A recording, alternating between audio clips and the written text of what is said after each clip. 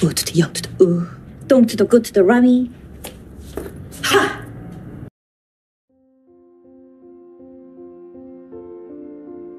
Film dimulai dengan seorang mahasiswa bernama Yongso dan ia terkejut melihat seorang wanita lumpuh yang terjatuh dari kursi rodanya. Disebabkan oleh kursi rodanya yang rusak, hal itu membuat wanita itu tak bisa pulang sendirian. Yongso kemudian meminjam gerobak tetangga lalu mengantarnya pulang. Ketika bertemu sang nenek, terungkaplah bahwa wanita itu bernama Jose. Ia juga mengatakan pada neneknya bahwa ia terjatuh karena diganggu oleh para berandalan yang melecehkannya. Sebagai permintaan terima kasih, sang nenek meminta Yongso untuk makan bersama, lalu kemudian pergi.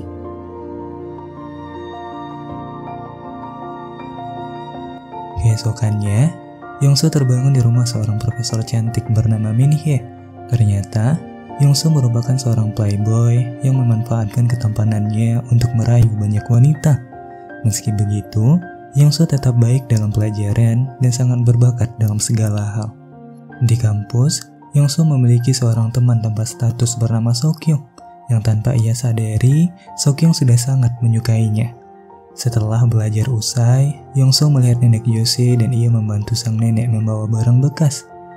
Sang nenek kembali menawari Yongso untuk makan malam bersama sebagai tanda terima kasih.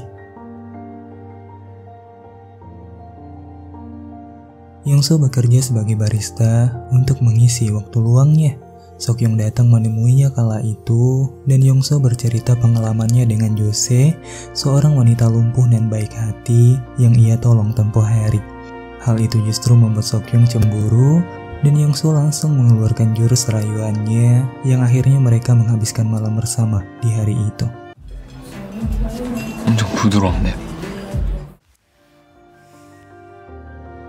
Berkat ketekunan Yongso dalam bekerja, ia dihadiahi buku resep makanan oleh atasannya. Yongso memberikannya kepada Jose dan mereka mencoba resep itu bersama lalu menikmatinya penuh tawa. Jose memiliki koleksi buku dan botol-botol minuman yang sangat banyak. Ia sangat suka membaca dan hidup di dunianya sendiri. Akan tetapi, kenyataannya adalah Jose sangat jarang keluar rumah. Hal itu mendorong Yongso untuk memperkenalkan dunia baru kepada Jose. Dan tanpa mereka sadari, perasaan mulai tumbuh di hati mereka.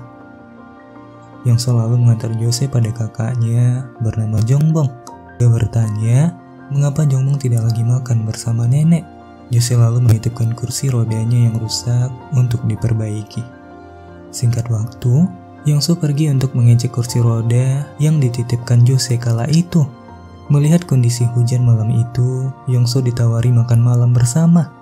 Jongbong lalu menceritakan tentang masa lalu dirinya dan Jose ketika mereka ditinggalkan di kantor polisi saat berusia 2 tahun. Keesokannya, Yongso yang merasa iba setelah mengetahui kisah masa kecil Jose, meminta dinas sosial untuk merenovasi rumah Jose. Setelah itu, Yongso bertanya kepada Jose tentang suatu tempat yang ingin ia kunjungi di dunia. Jose menjawab bahwa ia tidak memiliki tempat yang ingin ia tuju. Yongso kemudian menunjukkan sebuah tempat nan indah dan berharap suatu saat ia bisa membawa Jose ke sana. Tak disangka, Seokhyung yang sedang lewat melihat Yongso dan mereka bercerita kala itu. Melihat keakraban mereka, Jose merasa cemburu dan membandingkan dirinya dengan Seokhyung yang cantik. Hal itu membuat Jose menyadari kondisinya dan ia mulai menepis perasaan yang muncul di hatinya. Ia menganggap bahwa sosok seperti Yongso sungguh tidak pantas untuk seorang manusia cacat sepertinya. Akhirnya, Jose meminta Yongso untuk pergi dan tidak datang lagi menemuinya. Kemudian Yongso pulang dengan langkah yang bersedih, memikirkan perasaannya yang baru tumbuh, berakhir dengan penuh luka. Scene beralih ketika Seokhyung mendatangi Yongso dan menanyakan kejelasan hubungan mereka. Namun perasaan Yongso yang telah terjatuh pada Jose membuatnya tak bisa menjadi playboy lagi dan ia mengatakan bahwa ia dan Seokhyung hanya sebatas teman. Sementara itu, dosen pembimbingnya ternyata mengetahui tentang hubungan gelapnya dengan Profesor Min-hye. Hal itu menambah beban dalam hidupnya. Di tengah penerimaan atas hidupnya itu, Yongso mendapat kabar bahwa nenek Jose telah menghembuskan nafas terakhir beberapa hari lalu. Yongso kemudian bergegas mendatangi Jose untuk setidaknya bisa menenangkannya. Namun kehadiran Yongso justru menambah luka karena Jose berpikir bahwa Yongso selama ini hanya mendekatinya karena kasihan dengan kondisinya. Ia tak bisa menerima itu, terlebih dengan hatinya yang telah jatuh cinta dengan Yongso, juga semua warna hidup yang diberikannya. Akhirnya, Jose kembali mengusirnya. Di tengah salju yang bersedih, tiba-tiba Jose menyusul Yongso. Lalu dengan mulut yang bergetar, Jose mengatakan perasaannya selama ini. Bersamaan dengan tetes air matanya, Jose memohon pada Yongso untuk tidak meninggalkannya. 계속 옆에 있을게. Setelah itu, mereka menjalani hari-hari bersama dengan bahagia. Meski dengan kekurangan yang dimilikinya, Yongso dengan tulus merawat Jose. Di hati Yongso kala itu, bisa mencintai dan dicintai oleh orang yang tepat, itu sudah sangat cukup untuk membuatnya bahagia. Singkat cerita, Yongso akhirnya lulus kuliah, dan ia melakukan wawancara kerja di perusahaan. Ia lalu bertemu dengan Profesor Min Hye yang terkesan dengan hasil wawancara Yongso. Di tengah perjalanan pulang, Profesor meminta maaf, juga meminta Yongso untuk melupakan semua yang telah terjadi di antara mereka. Ia berharap Yongso bisa bekerja dengan baik dan memiliki masa depan yang bahagia. Sokyung juga akhirnya telah menemukan kekasih hati yang tulus mencintainya, dan ia mengundang Yongso untuk menghadiri pernikahannya. Hal itu membuat Yongso terharu karena wanita yang dulu telah ia beri harapan luka telah mendapat kehidupan yang bahagia.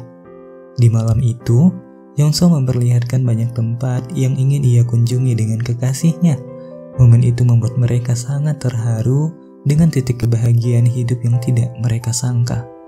Sebelum mengunjungi tempat-tempat itu, Jose mengunjungi sang nenek dan berterima kasih dengan tulus karena telah merawatnya dengan baik sampai sekarang.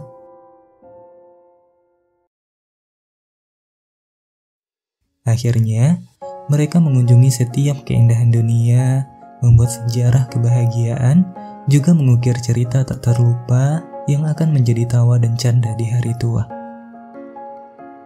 Film ditutup di saat Yongso mengajak Jose ke akuarium yang sangat indah, dan Jose menyampaikan ketulusan hatinya kala itu. Seperti ikan-ikan yang tidak bersama lautan, tapi mereka tetap berenang dengan bahagia. Sungguh, aku sudah tidak apa-apa. Berhentilah untuk selalu menemaniku dan kejarlah impianmu. Tinggalkanlah saja aku di rumah kecil kita, karena meskipun saat itu kau tidak di sisiku, aku akan tetap merasakanmu di hatiku. 이제 괜찮아.